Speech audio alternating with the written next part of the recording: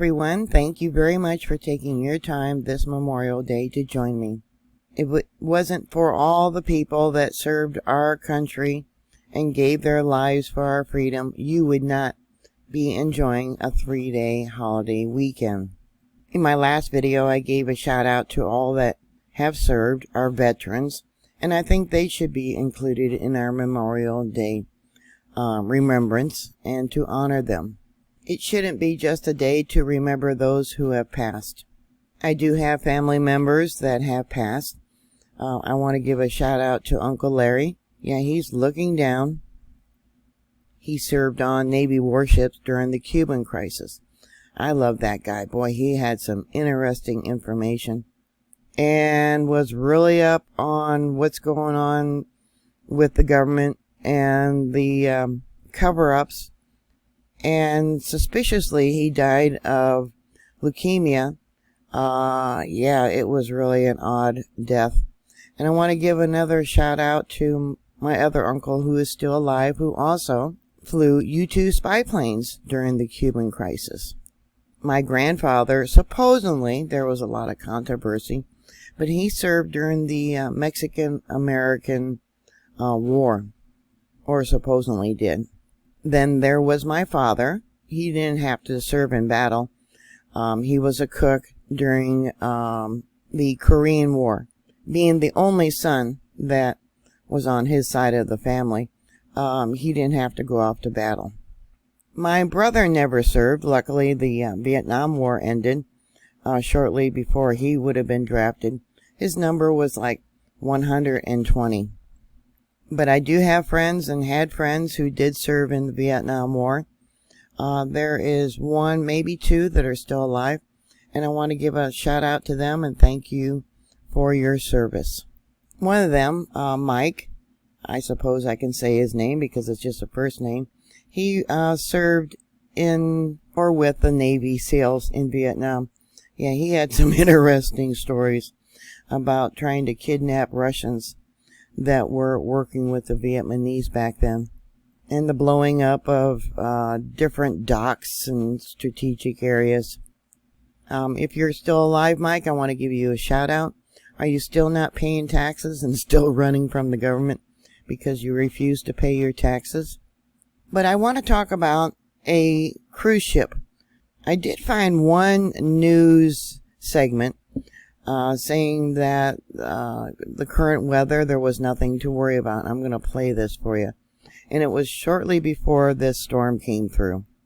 One thing that will have no impact on our weather pattern, this entity that we're watching to the north and to the east of the southeast Bahamas here. National Hurricane Center just giving this a 10% chance for development. What we're going to see is the upper level environment becoming too hostile for anything to take shape there. So no matter what you're seeing out on social media, don't worry about this. I did a search about the weather during that time period, the 27th of this month, which would have been Saturday. But now it's coming out that passengers have described their terrifying night on a cruise ship that was hit by hurricane force winds. Lots of damage. Several of them shared videos on social media showing the damage to the Carnival Sunshine as it encountered severe weather on Saturday while returning to Charleston, South Carolina from the Bahamas at the weekend. I have heard about 2 injuries. There might have been more. The injuries were from crew members. One of them lost part of their thumb and another one had a broken ankle. Video shared on Twitter by Crew Center account showed doors broken off their hinges, destroyed furniture, and water floating in hallways and rooms. The crew from deck 0 to 4 were evacuated to the theater and anywhere they could rest. The crew bar was destroyed. Some reports said that they encountered winds up to 80 miles an hour. Jay Whited posted a video through a porthole showing the waves as they hit the ship. Several passengers said there was a loud boom and a shuddering, and they thought the ship had actually broken in half.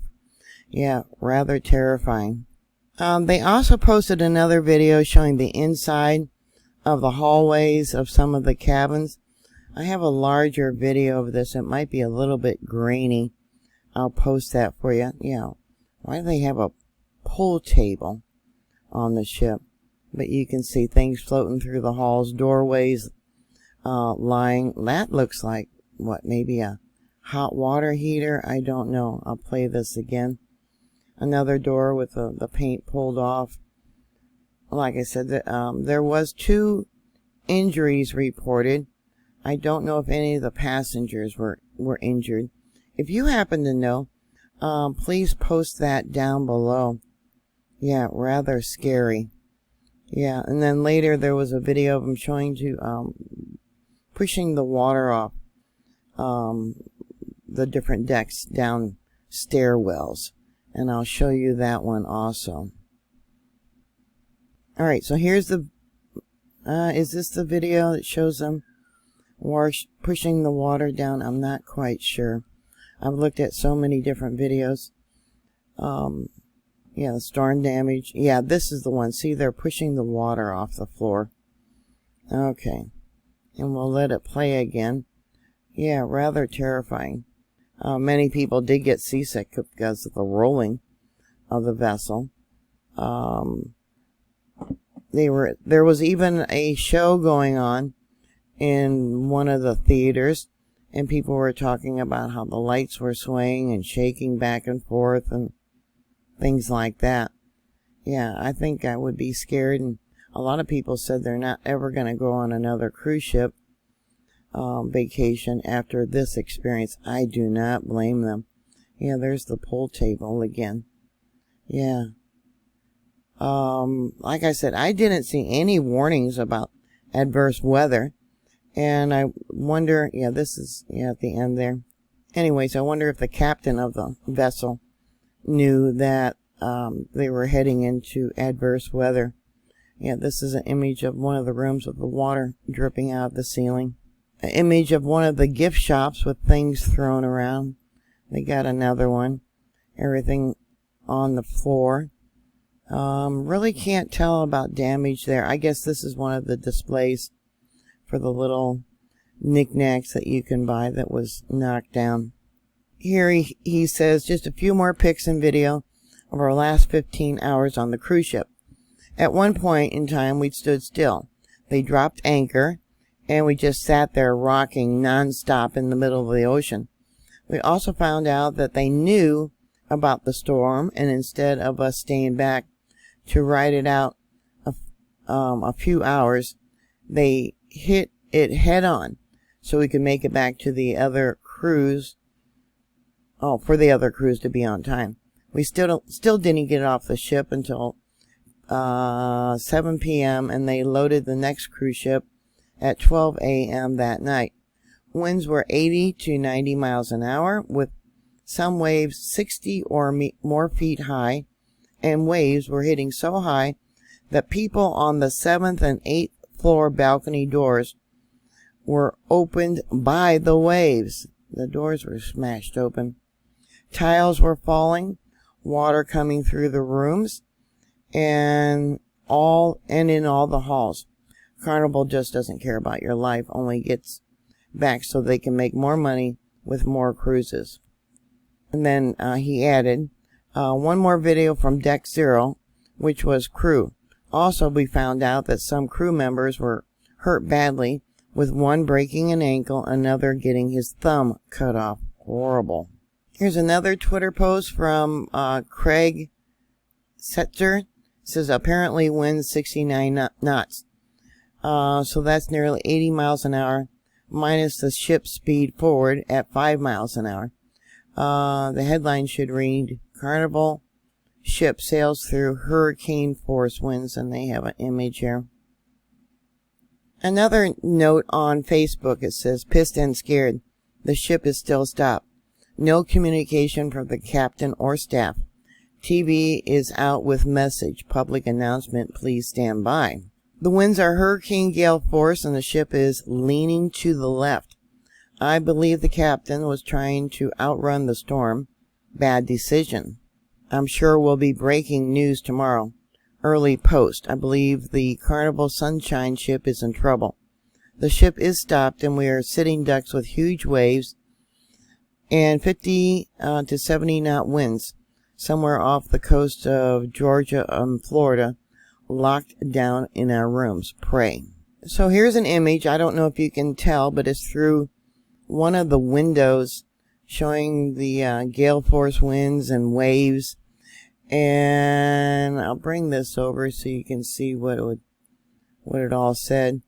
And it's playing again. Yeah, I don't know.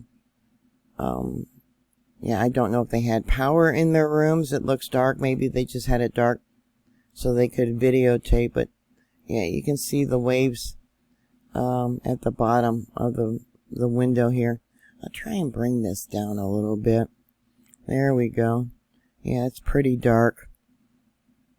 Yeah, you can see the waves if you really try to look hard. See them? They must have had power in their rooms, because here's an image of their television showing a public address announcement. Please stand by. Another post, NHCTAFB, and it says here, we had forecasters visit Carnival Cruise headquarters to learn more about their group that monitors weather across the world for their fleet. Thanks for hosting us. Yeah, so I don't know why that captain decided to continue through that storm. Didn't the satellite show the weather that was going on? I don't know. Did the captain have orders to go through the storm because they had another cruise already lined up? Now, this post from TAFB says clusters of shower and thunderstorms persist between the Bahamas and Bermuda. In addition to lightning, locally gusty winds and higher seas are possible near the thunderstorm. Meanwhile, weakening low pressure is moving offshore along the coast of South Carolina. Now, this was May 28th, and that's the storm that they evidently went through. Now, here's another post from the 27th. Gale force winds off of northeast Florida will diminish to near gale force early today. Winds will further diminish through the weekend, become light to gentle by Sunday evening, which is today. Image is 10-minute winds, barbs, and shaded in knots, I guess. And you can see here, this is from the 27th. Another post from the 27th, it says, high seas forecast tropical Atlantic. Seas given as significant wave height, which is the average height of waves. 1/3 of the waves. Individual waves may be more than twice the significant wave height. And then at the bottom, they have a 24-hour forecast and a 48-hour forecast. Entire winds 20 knots or less. Seas less than 8 feet. Boy, was someone wrong. Now, this is from the 26th, the day before. Seas given as significant wave height, which is the average height of the highest 1/3 of the waves. Individual waves may be more than twice the significant wave height. And it goes from the Atlantic, including the Caribbean and the Gulf of Mexico. Yeah, forecast was 20 knots or less. Now, evidently, Daniel Taylor said he watched as the cabin across from his started to leak from the ceiling, and told how there was no announcement from the crew. At about 2 a.m., he said, the staff changed the television screens to a standby announcement, thereby wiping off the screen showing the direction the ship was traveling and how fast. We were no longer able to see where we were going, how fast we were going, what the wind speed was, or anything, Taylor said. We were blind to what was going on, especially with no weather, of course, update since 4:45 p.m. the previous day. This was also around the time our internet went out, so we weren't able to look at the weather online or contact anyone. Yeah, I wonder if that was because damage to maybe their satellite antenna or something, or was it deliberate? What do you think? At this point, we were hitting large swells over and over. They had to be anywhere between 10 to 20 feet. Maybe, he said, this is why he saw crew members wearing life jackets. It wasn't until 7:30 a.m., Taylor recounted, the cruise director came on the air and made an announcement that they were outside Charleston Harbor, but could not dock as scheduled. I guess that was about 9 hours after it was scheduled to dock. The only thing that Carnival Cruise said about the injuries was that the guests on board were safe. Our medical staff helped with a small number of guests and crew members who needed minor assistance. Losing your thumb, I don't think, is minor. Here's another clip from one of the rooms when they were told to lock down in their rooms, and you can see the television screen here.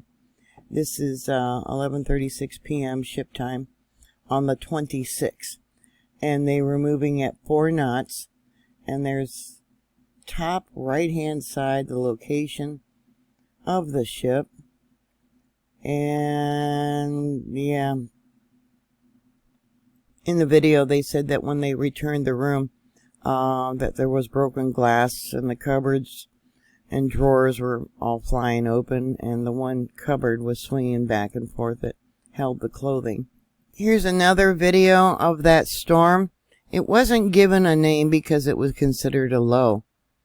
So it wasn't given a name for either any type of tropical storm, which is rather amazing.